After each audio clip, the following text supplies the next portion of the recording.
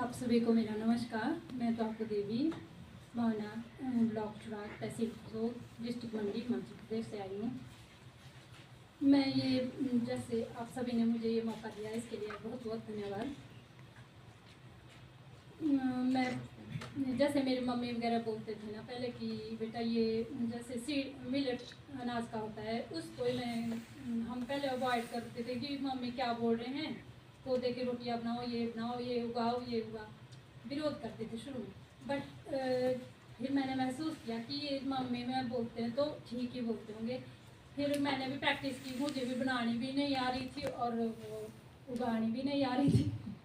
फिर मैं प्रेरित हुई उन्होंने, क्योंकि वो समाज सेवी का काम करते हैं मेरी मम्मी जी, तो उनका भी मैं बहुत बहुत धन्यवाद करना चाहूँगी क्योंकि उन्होंने मुझे प्रेरित किया है इसके लिए। सासू माँ जो मेरी सासू माँ, तो 2015 से मैंने ये मिलेट अनाज उगाना शुरू किया था। पहले मैंने ये खाने के लिए किया था क्योंकि इसमें जो हमने कृषि विभाग से प्रशिक्षण में सीखा था कि इसमें बहुत सारे पौष्टिक तत्व होते हैं, इसको करना चाहिए। तो जैसे मैंने ये कार्य शुरू किया तो महिलाओं के पास हमारे गांव में ये बीज होते हैं लेकिन वो वैसे ही रखे होते थे, उन्होंने वो खाते नहीं थे। फिर मैंने एक फ्लैक्स उनका किया। हमारे डीसी सर ने हमें बोला कि ये चीज़ें आप पैकेट बना के जो समर फेस्टिवल है वहाँ पे बेचने के पास ले जाओ। लेकिन मैं जब ले गई बीज तो था लेकिन वो खाने वाले कोई नहीं थे वहाँ पे, क्योंकि मुझे वो थ्रेसिंग की प्रॉब्लम थी उसकी। तो ये तो चुनौती हो गई थी मेरे लिए कि मैं बीज भी लाई, सबको बोला भी, समझाया, खुश भी हुआ सभी, लेकिन मेरे लिए तो मुश्किल हो गया। मैंने ये कार्य फिर मैंने करना है दिल और जान से, अब इसी पर कॉन्सेंट्रेट। और हमारे पद्म श्री नेक्रम शर्मा जी का मैं बहुत बहुत धन्यवाद करती हूँ, इन्होंने हमें ज़्यादा प्रेरित किया इस चीज़ के लिए।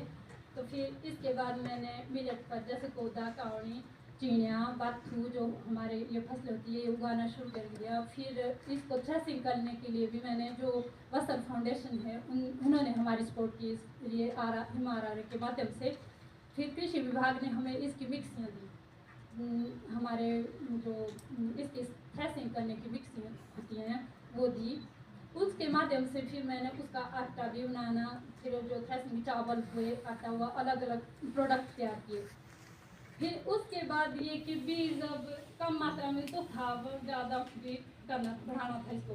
तो इसके लिए मैं हूँ ग्रुप के महिला मंडल में पहले थी। इसके बाद हमने एक विलेज ऑर्गेनाइजेशन तैयार किया, उसमें मेरे 17 ग्रुप हैं कि अब मुझे ग्रुपों के माध्यम से कार्य करना है। तो इस कार्य में महिलाओं ने मेरा काफ़ी ज़्यादा सपोर्ट किया जिन्होंने उगाया है। लेकिन हमें बीज में पता नहीं लगता था कि कौन सा बीज ठीक है, कौन सा कैसा है, किसकी। तो ये प्रशिक्षण हमें कृषि विभाग के जो MRR के माध्यम से प्राप्त हुआ।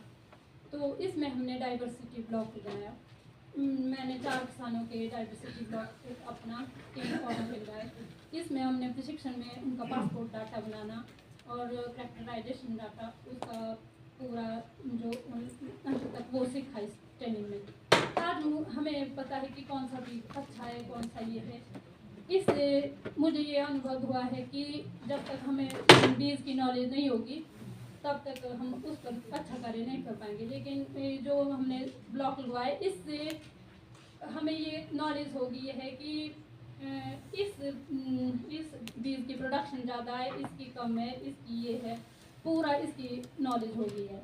लेकिन इसमें हमें कुछ इस कार्य को हम आगे बढ़ाना चाहते हैं लेकिन हम बढ़ा क्यों नहीं पा रहे हैं, क्योंकि अवेयरनेस की कमी है लोगों में। इसके लिए मैं प्रशासन से गुजारिश करना चाहूँगी कि जैसे इसके अवेयरनेस के लिए स्कूलों में ग्रुपों के माध्यम से हो, स्कूलों के माध्यम से हो, नारा लेखन द्वारा हो सकते हैं और न्यूज़ चैनल के माध्यम से हो सकते हैं, क्योंकि इन बीजों का संरक्षण करना बहुत ही ज़रूरी है। जैसे हम बोलते हैं कि हमें अपने पर्यावरण को भी बचाना है, तो जैसे हमारा एरिया है वहाँ पर पानी काफ़ी कम, बीच बीच में बारिश कम हो रही है, कभी ज़्यादा हो रही है, ये प्रॉब्लम आ रही है। तो जो ये हमारे नेचुरल जो वैरायटियाँ हमारे बीज है इसमें पानी कम लगता है, तो इसलिए इन बीजों को ज़्यादा से ज़्यादा बढ़ावा मिलना चाहिए। यही बात मैं आप लोगों के साथ रखना चाहूँगी। और जो स्थानीय बीज प्रणाली है वो भी बननी चाहिए, क्योंकि इन बीजों का संरक्षण बहुत ही ज़रूरी है। यदि हम इन बीजों को सुरक्षित करेंगे और इसको बढ़ावा देंगे यह हर तरह से हमारे और एक बात और है कि जो ये बीज हम ऐसे भी अगर फेंक देते हैं ना, जैसे मैंने सोचा था कि मेरे पक्षी खा रहे थे एक खेत में इसको, फिर मैंने क्या सोचा, हमें बताया गया था कि अगर ज़्यादा ये फसल होगी इधर उधर, ये कहीं भी उग सकते हैं, ये जो हमारे नेचुरल बीज हैं जैसे कंगनी वगैरह, अगर हम ये ऐसे भी अलग अलग स्थानों पर डाल देते हैं तो वहाँ पे भी ये उगाता है और ये हो जाता है। फिर जब मैंने ज़्यादा ये कोशिश करी तो जो मेरे खेत है वो बच गए उन पक्षियों से, तो मुझे लगा कि उनको भी खाने के लिए मिल गया और हमारे खेत भी बच गए।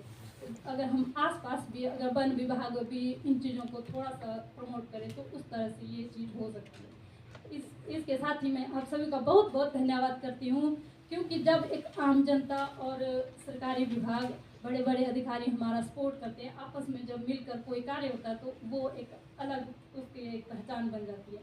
तो आप सभी का बहुत बहुत धन्यवाद। धन्यवाद।